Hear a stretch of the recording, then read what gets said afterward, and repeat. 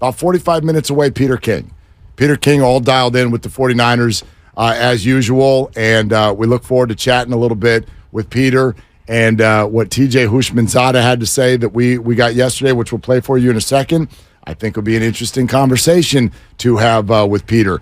Peter shared, and I don't know how many of you saw this, and I don't know if you did either, Dibs, but did you read the is it Football Morning in America? Yes. On Monday?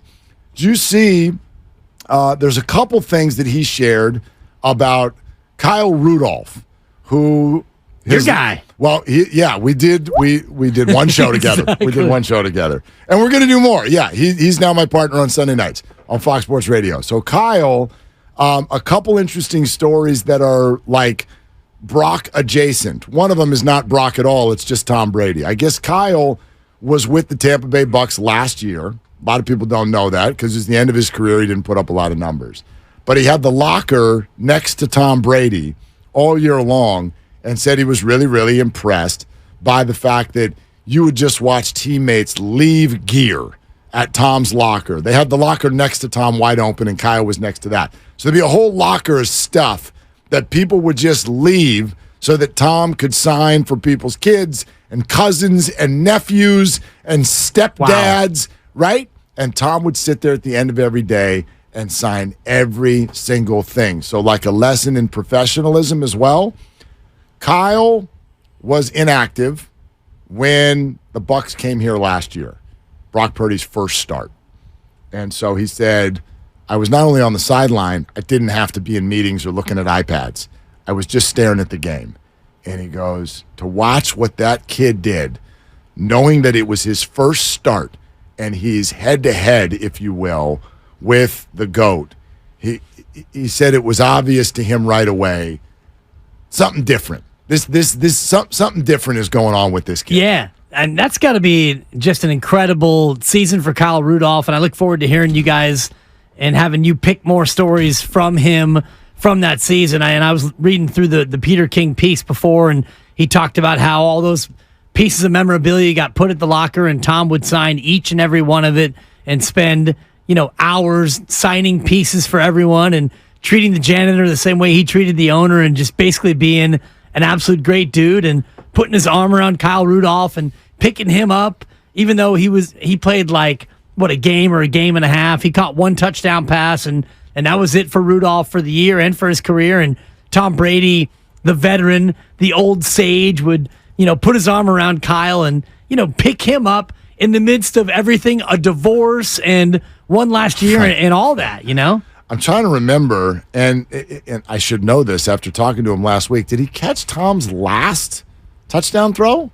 I think that's right. Is that right? I feel like I read that. Yeah, his 649th and final touchdown pass, and the final one, the only one from Kyle Rudolph, and the 50th of his career. Was that in the last game of the year? And they made the playoffs last year as well, but remember they got blown out by Dallas. Yeah. So I think they're talking about regular season, right? Was it the game? Again, I'm pulling up the Atlanta beats Tampa 30-17, and there it is. One catch for 8 yards. Nice. Tom Brady's last touchdown throw went to Kyle Rudolph. He said he just sort of hit him later. He's like, oh crap. I better get, you know what I mean? Don't do what Hayden Hurst did this week. Throw it in the stands. Huck the ball into the stands. Whoops. Yeah, wow. Larry in the city here with Willard and Dibs. Hey, Larry, thank you for calling. 888-957-9570. We'll take your calls. What's up, Larry? What are you doing? Hey, what's up, you guys? Hey, listen to this, man. Listen.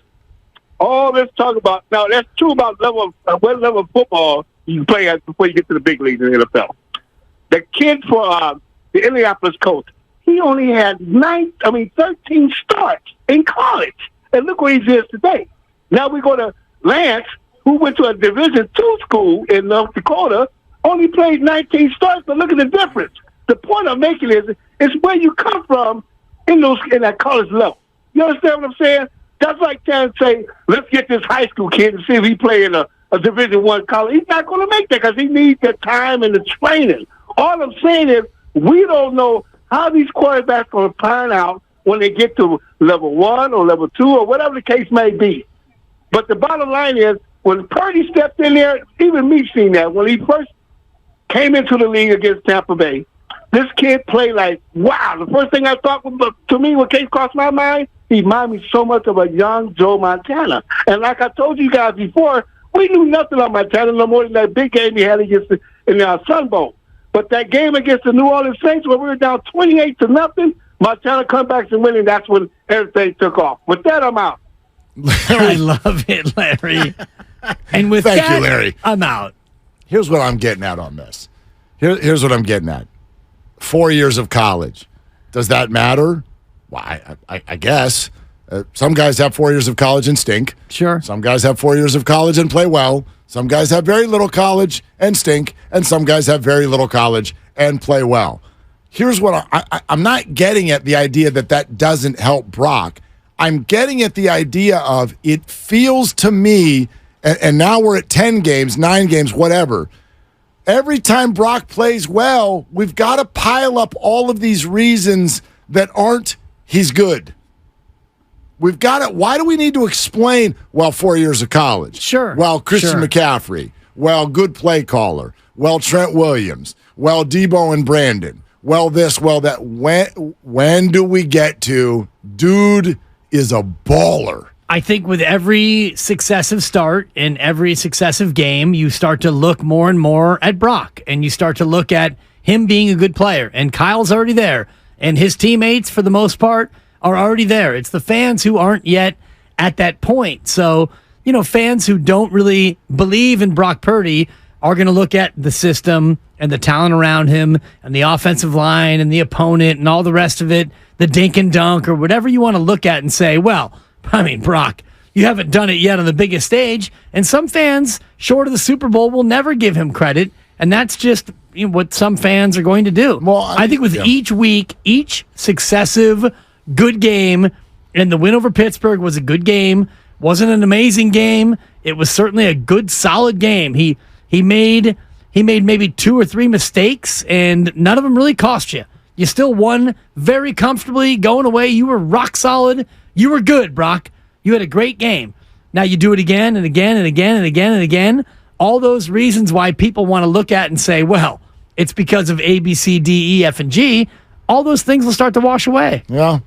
Look, they all take time. I understand that by no stretch, and I know. I cringe, too, when we go, you know what? He reminds me of Joe Montana. He's a cross between Joe Montana and Tom Brady. Right. I think he's a cross between the two greatest, most accomplished quarterbacks who've ever lived. I think that's who he is. Look, I cringe, too, just because I don't want that label hung around his neck. I don't think that's good for him. I don't think it's good for the organization or the fan base or any of that.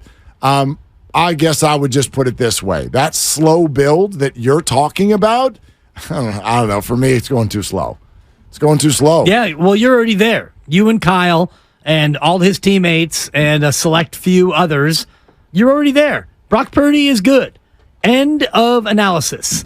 Now, is he top 3? Is he the best all time? Is he top 22 in the league right now? Whatever. That's all nonsense. You've reached the point where you think that Brock Purdy is a good quarterback, period.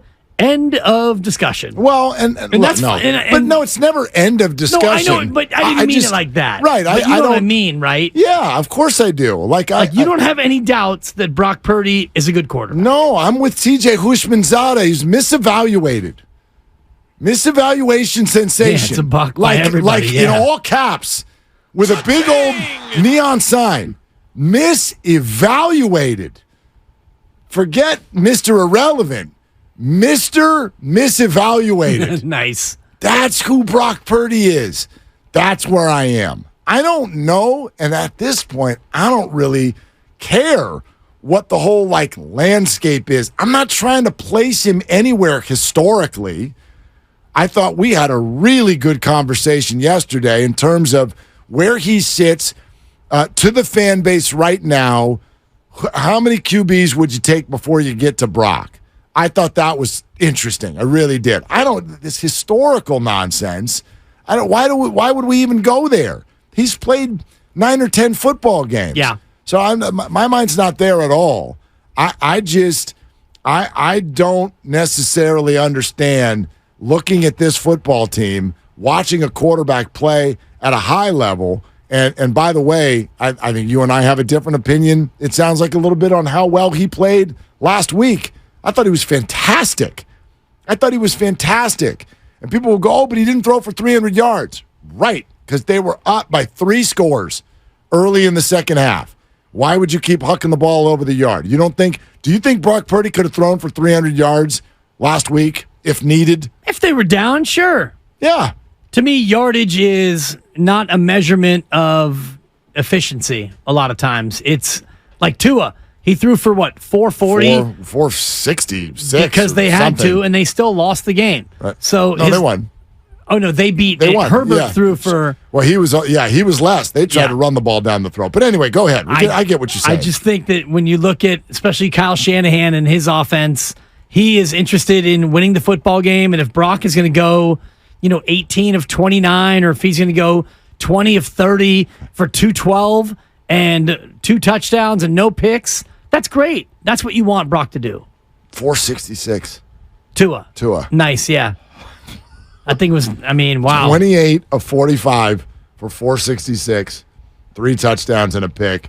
Tyreek Hill had 11 catches for 215 yards. 215, yeah. And 2 scores. In a loss for me. Thank you. That's why you thought it was a loss. That's why I thought you drafted Tyreek Hill and still lost. Almost had a 50 burger.